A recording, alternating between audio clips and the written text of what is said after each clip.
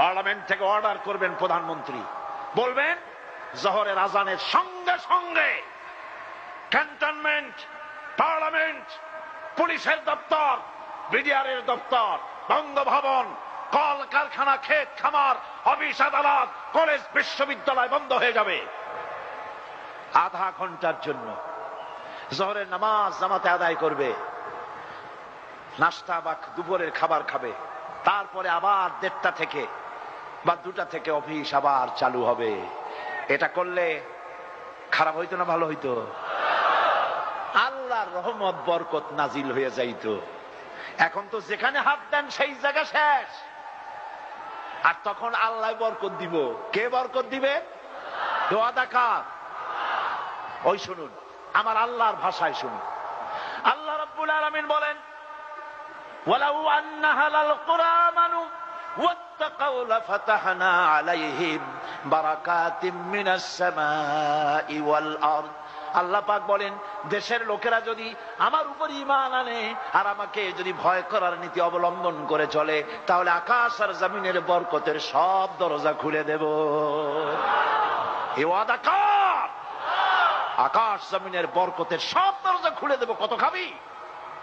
সারা পৃথিবীর সমস্ত প্রাণীর খাদ্য তিনি দেন। কে দেন? বাংলাদেশের এতগুলি মানুষ যিনি বানাইছেন, খাওয়ার বুঝি তোমার কাছে চাইবে? গত বছর বাম্পার ফলন হলো। পার্লামেন্টে এক মন্ত্রী, সংশ্লিষ্ট মন্ত্রণালয়ের দায়িত্বশীল মন্ত্রী বললেন, আমরা সার দিছি, বীজ দিছি, হ্যান করছি, ত্যান করছি, যার কারণে বাম্পার ফলন হয়েছে। আমি আমার বক্তৃতায় দাঁড়িয়ে বললাম, মোটেই নয়। এই বাম্পার ফলনের পেছনে সরকারের কোন কৃতিত্ব নয়, সমস্ত কৃতিত্ব শুকরিয়া আল্লাহ রাব্বুল আলামিনের। লাইন শাকারতুম লাযীদান্নাকুম। আমি কি গল্প করি আপনাদের সাথে? আমি কার কথা শোনাই?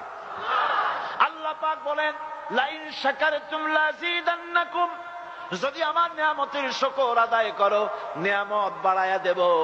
ওয়ালা ইন কাফারতুম ইন্না আযাবী লাশাদীদ, আর যদি কৃতজ্ঞ হও, শুকরিয়া আদায় না করো, মস্ত বড় শাস্তি দেব।